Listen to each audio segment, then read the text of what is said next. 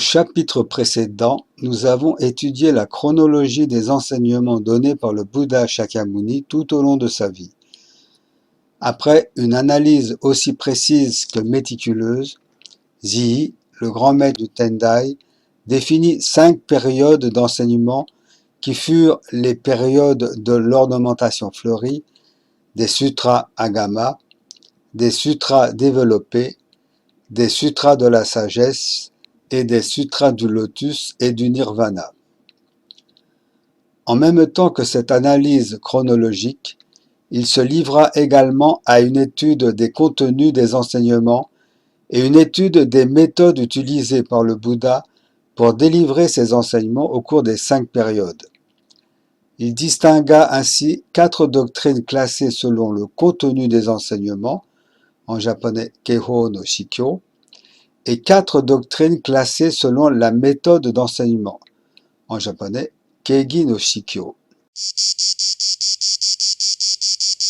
Les 4 doctrines de la nature des enseignements représentent le classement établi par le grand maître Tendai en fonction du contenu des enseignements du Bouddha.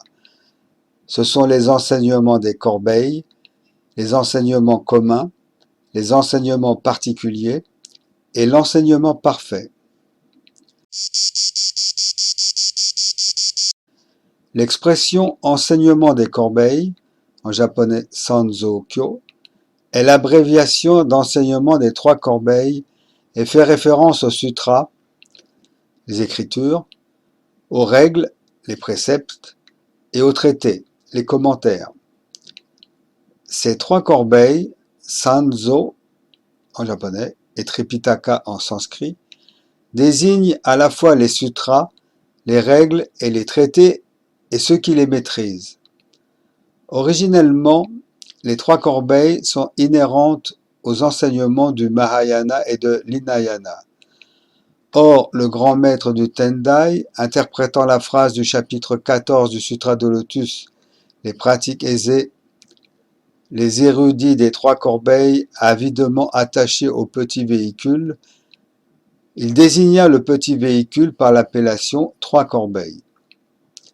Les enseignements des corbeilles s'adressent principalement aux auditeurs et aux éveillés par les conditions, ce qu'on appelle les 2 véhicules, et accessoirement aux bodhisattvas. La doctrine contenue dans l'enseignement des corbeilles affirme que les souffrances des 3 mondes et des 6 voies, les enfers, les esprits affamés, les animaux, les asuras, les êtres humains et les cieux, sont le résultat des mauvaises passions, égarement des vues et des pensées, des vies antérieures et de la rétribution du karma, les actes, engendrés par ces mauvaises passions, et que pour éliminer ces vexations, il faut s'éveiller à la vérité de la vacuité. La vision de la vacuité enseignée dans les corbeilles est la vision analytique de la vacuité, qui analyse toutes les choses et dit que ces choses existent pendant un certain temps en raison de causes et de conditions, et lorsque ces causes et conditions sont épuisées, elles sont détruites et retournent à la vacuité.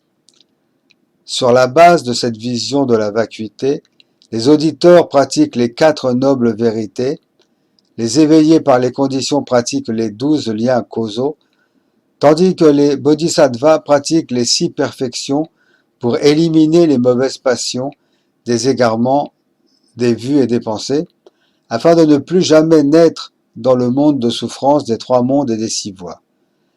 Telle est la notion d'éveil des enseignements des corbeilles. Les égarements des vues sont les mauvaises passions générant l'illusion, quant à la raison et les égarements des pensées sont les mauvaises passions émotionnelles. Tant qu'il y a un corps physique, ces mauvaises passions embrouillent l'esprit. Aussi dit-on que ce n'est que par la réduction en cendres du corps et la destruction de la sagesse que l'on peut entrer dans le véritable nirvana. Cette illumination est appelée nirvana sans reste. Une telle vision de la vacuité dans les enseignements des corbeilles est appelée vacuité simple, parce qu'elle nie la réalité et voit toutes les entités comme n'étant qu'une facette de la vacuité. Elle est également appelée vacuité partiale, parce qu'elle est une vérité biaisée. On retrouve l'enseignement des corbeilles dans les sutras des périodes Agama, des sutras développés et du Nirvana.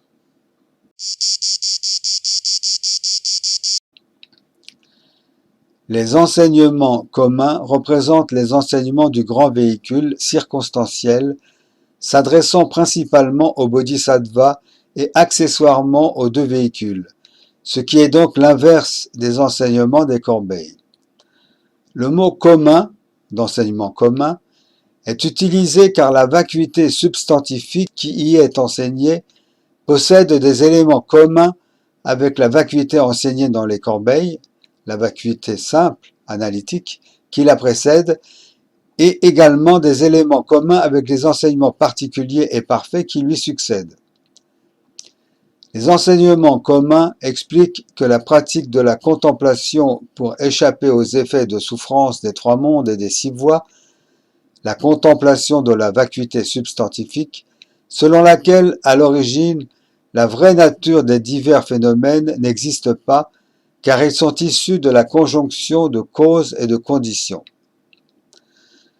Dans les enseignements communs, les personnages des trois véhicules pratiquèrent les ascèses des 4 vérités de l'absence de production, des 12 liens causaux et des 6 perfections. Toutefois, le contenu de leur éveil n'était pas lui-même en raison de la différence de leur prédisposition, aiguë ou obtuse.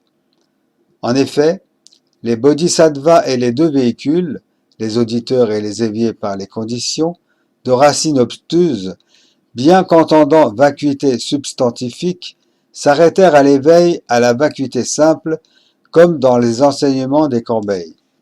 Par contre, les bodhisattvas de racine aiguë s'éveillèrent au principe de la vacuité non simple, comprenant le principe merveilleux de la voie du milieu, impliquant que la substance des choses n'est pas simplement vide, mais contient également l'existant. Par conséquent, l'objectif principal de ces enseignements communs était de faire réaliser aux bodhisattvas de racine aiguë la vérité de la vacuité non simple, afin qu'ils puissent passer à l'étape suivante de la pratique des enseignements particuliers et parfaits. On retrouve les enseignements communs dans les périodes des sutras développés, de la sagesse et du nirvana. Les enseignements particuliers sont appelés ainsi parce que leur contenu est différent des enseignements précédents des corbeilles et communs et de l'enseignement suivant parfait et qu'il ne fut dispensé qu'aux bodhisattvas. Ici, alors que les deux enseignements précédents n'enseignaient que la vérité de la vacuité, les trois vérités de la vacuité, de la conditionnalité et de la médianité sont largement révélées. La vérité de la vacuité signifie que toutes les existences sont dépourvues d'une entité fixe. La vérité de la conditionnalité signifie que toutes les existences manifestent un aspect provisoire en fonction de causes et de conditions. La vérité de la médianité est que tous les êtres ne sont ni vides ni temporaires, mais sont à la fois vides et temporaires, transcendant les deux côtés de la vacuité et de la conditionnalité. C'est là que l'on trouve la vérité immuable. Cependant, les trois vérités de la vacuité, de la conditionnalité et de la médianité, enseignées dans les enseignements particuliers, sont appelées les trois vérités séparées parce qu'elles sont séparées les unes des autres et ne s'intègrent pas. En outre, la vérité de la médianité révélée dans les enseignements particuliers est appelée la vérité de la médianité simple, parce qu'elle est une simple voie médiane qui n'inclut pas les deux vérités de la vacuité et de la conditionnalité. En outre, les enseignements particuliers révèlent trois égarements, les égarements des vues et des pensées, les égarements des poussières et l'égarement de l'obscurité que les bodhisattvas du grand véhicule doivent interrompre.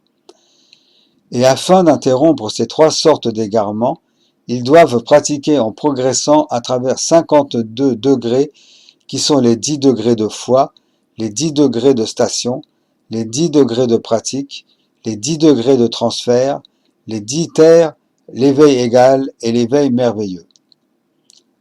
Par ailleurs, outre les 3 mondes et les 6 voies enseignées dans les enseignements des corbeilles et communs, les enseignements particuliers révèlent la causalité de tous les 10 mondes, y compris les 4 voies saintes, auditeurs, éveillés par les conditions, bodhisattva et Bouddha, mais établissent que ces 10 mondes sont séparés et ne révèlent donc pas la présence mutuelle des 10 mondes. Ainsi, ne révélant pas la fusion parfaite des 3 vérités, la fusion, la présence mutuelle des 10 mondes, les enseignements particuliers ne sont pas encore des enseignements parfaits.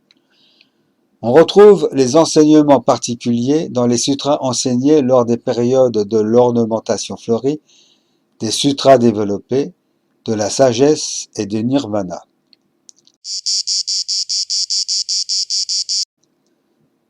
L'enseignement parfait est l'enseignement qui révèle que toutes les choses des mondes des dharmas, de l'univers, sont harmonieusement intégrées en une seule substance inconcevable. Dans l'enseignement parfait, les 3 vérités que sont la vacuité, la conditionnalité et la médianité ne sont pas isolées, mais dans une relation où chaque vérité est les 3 vérités et les 3 vérités sont une seule. C'est ce que l'on appelle la fusion parfaite des 3 vérités. Cette fusion parfaite des 3 nobles vérités implique que toutes les substances individuelles des mondes des dharmas et le monde des dharmas tout entier sont la substance merveilleuse inconcevable de la voie du milieu. Par rapport à la médianité simple des enseignements particuliers, la médianité de l'enseignement parfait est appelée médianité non simple. En outre, l'enseignement parfait révèle la réciprocité des 10 mondes, impliquant que les vies des 9 mondes sont présentes dans le monde du Bouddha, et la vie du monde du Bouddha est également présente dans la vie des êtres des 9 mondes. L'enseignement parfait, qui explique la fusion parfaite de la triple vérité et la présence mutuelle des 10 mondes, représente l'enseignement complet et l'illumination ultime du Bouddha. Sur la base de ce principe de la fusion parfaite de la triple vérité et de la présence mutuelle des 10 mondes, le Sutra du Lotus révèle la doctrine d'une pensée 3000. La foi en cette doctrine permet l'adéquation de nous-mêmes et des mondes de Dharma de l'univers, et il n'est dès lors plus nécessaire de renoncer aux 5 désirs et aux mauvaises passions, qui étaient jusqu'alors considérés comme quelque chose à laquelle il fallait renoncer, et notre corps d'être ordinaire tel qu'il est s'ouvre à la bouddhéité et nous devenons Bouddha dès ce corps. La vérité contenue dans l'enseignement parfait est également enseignée dans les périodes de l'ornementation fleurie, des sutras développés et de la sagesse. Toutefois, étant mêlée aux moyens enseignés dans les enseignements des corbeilles communs et particuliers, les sutras enseignés lors de ces périodes ne sont pas des enseignements purs. Pour cette raison, on les appelle la perfection des sutras antérieurs. Le Sutra du Lotus, quant à lui, est l'enseignement qui révèle uniquement la doctrine de la fusion parfaite et de la perfection. C'est pourquoi il est appelé l'unique merveille de la perfection pure.